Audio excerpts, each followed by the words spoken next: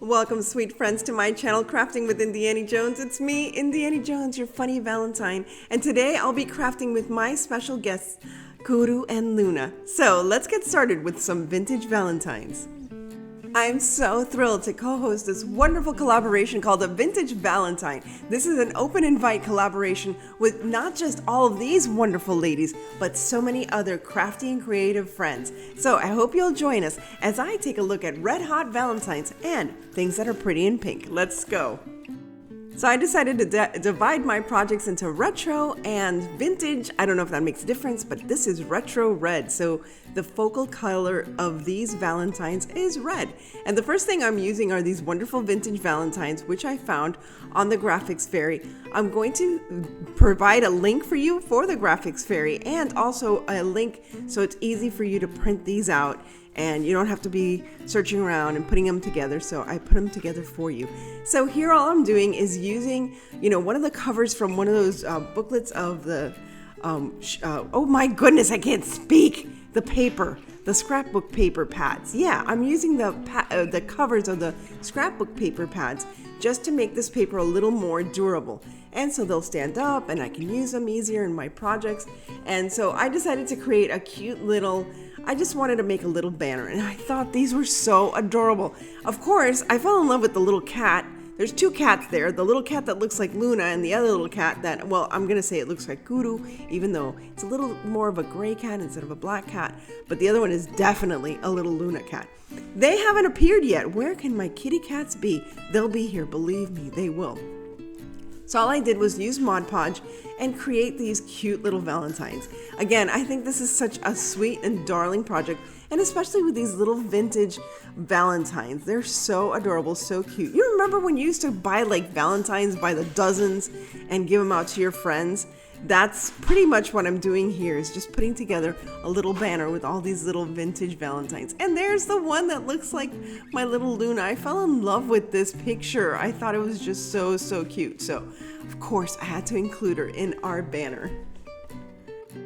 Now, of course, I had to add just a little bit of sparkle. So first I started with this little, oh, and there's Luna. Hello, Luna.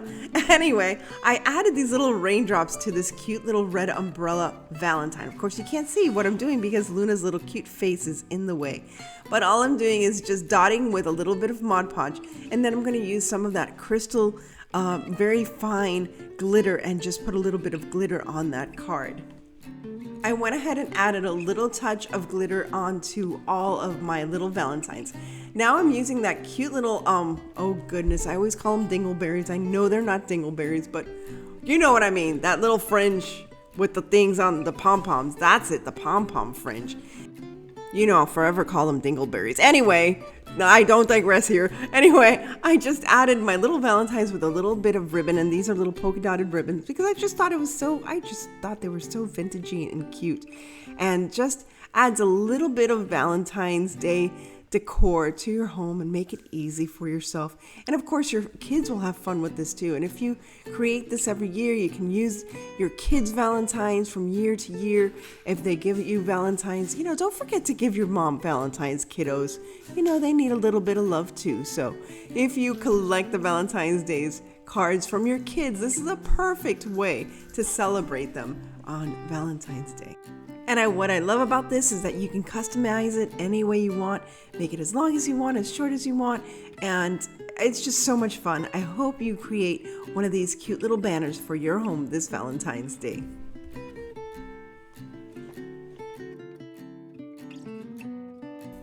Next, let's make a wreath. I thought this was the easiest way to make a wreath.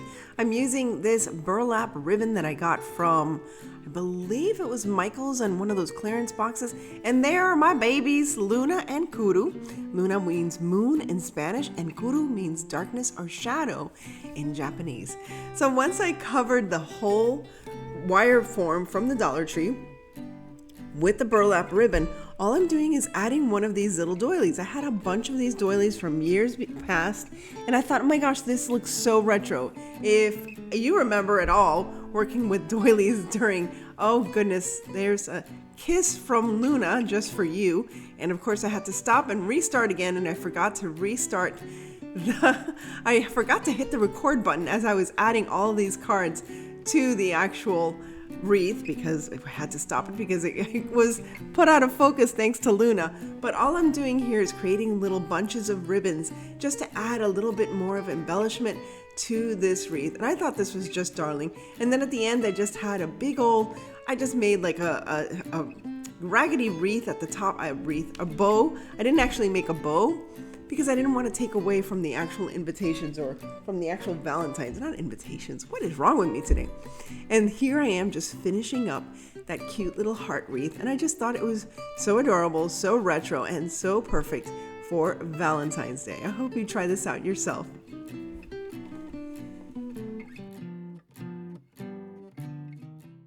Now, I hope you had the opportunity to pick up these lovely Christmas trees during Christmas season. And from the minute that I started this craft, Luna and Kuru had to be a part of it. And I mean, I don't blame them. For poor little kitty cats. They're just waiting for me to, spend some time with them. So that's why I leave them, I let them just join me as I craft. As long as they're not in any kind of danger of eating paint or getting burnt by the glue gun, I make sure that they're safe. So I am so sorry that they are pretty much taking over the screen time here. And there, I just moved Kuru over. And Luna is being very well behaved this time and just sitting quietly as I try to add these beautiful pearls to my little shabby pink Christmas tree. As you can see, I'm adding a combination of pearls in different sizes. I'm also going to add some of the hearts that you see there, those little toothpicks. Those were from Dollar Tree as well, and I just thought it would give a little pop of color because it just looked too dull with just the pearls. I also added some little crystals or a little bit of bling, so it looks really cute. I don't know if I overdid it.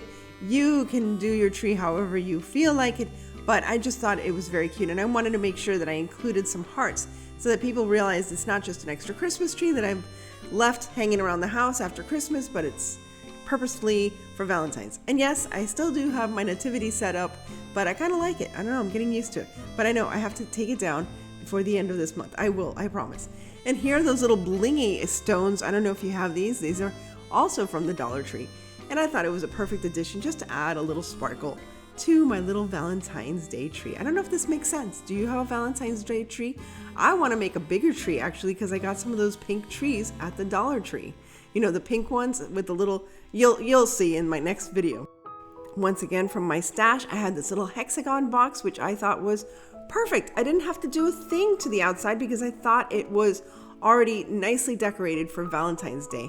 I don't like too many hearts on everything, but I am adding this pretty pearly trim so that it matches the pearls on the tree itself.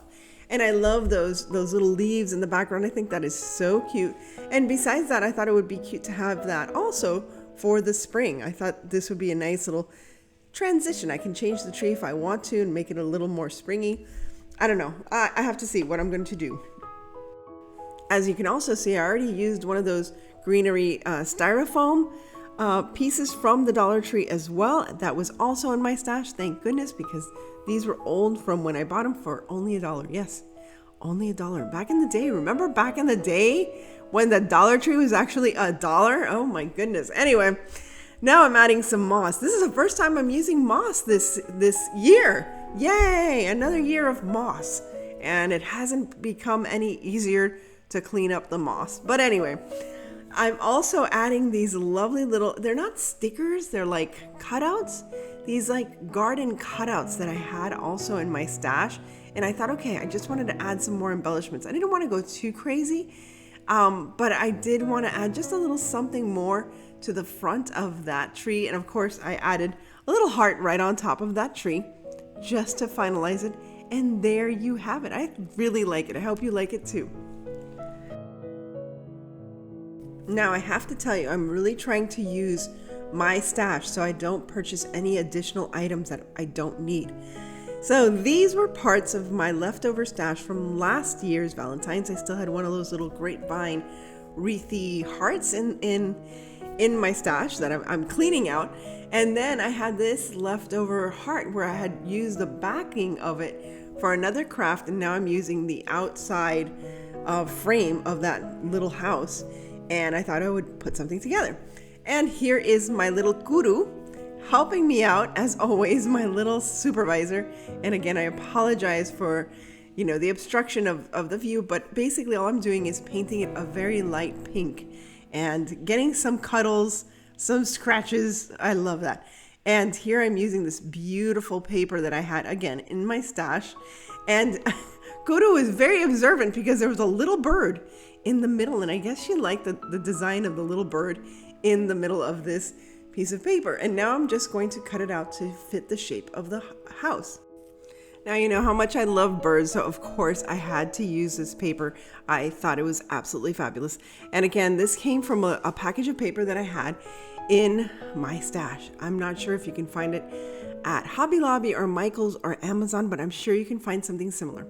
Next, I decided to just do a little bit of a whitewash on the grapevine wreath because I just thought it was too dark. And then all I did was tie some thick twine around it and hang it, and that is pretty much it. I did add some embellishments by adding a few little branches of some small flowers just to add a little bit more nature, but I just love the way this turned out. Maybe I should have added a bow or some other stuff, but I kept this one nice and simple, and I think it's just darling.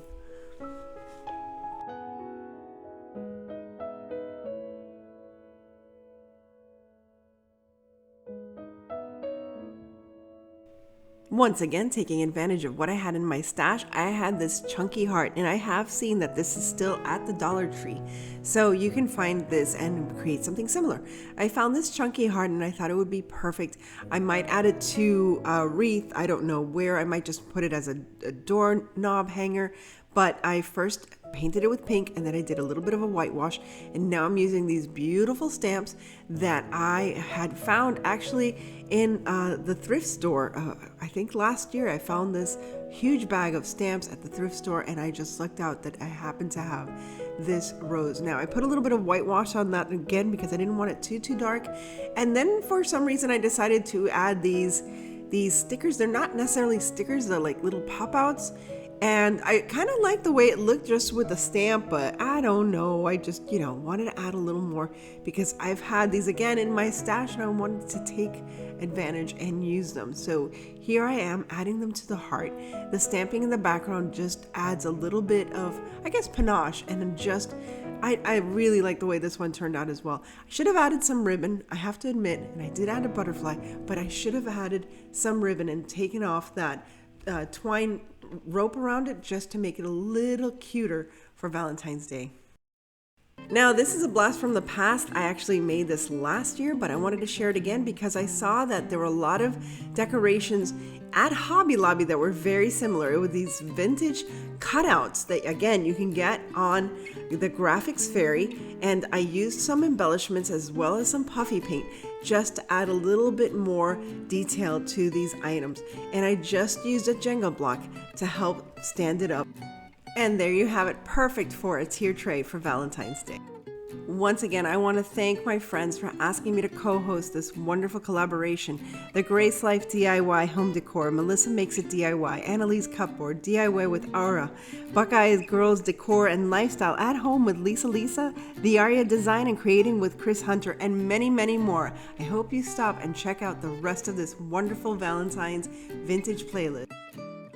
Sending you lots of love, and I hope you show me some love by subscribing. And as I always say, stay safe, be kind. God bless each and every one of you. And remember to live the adventure. I'll see you again very soon.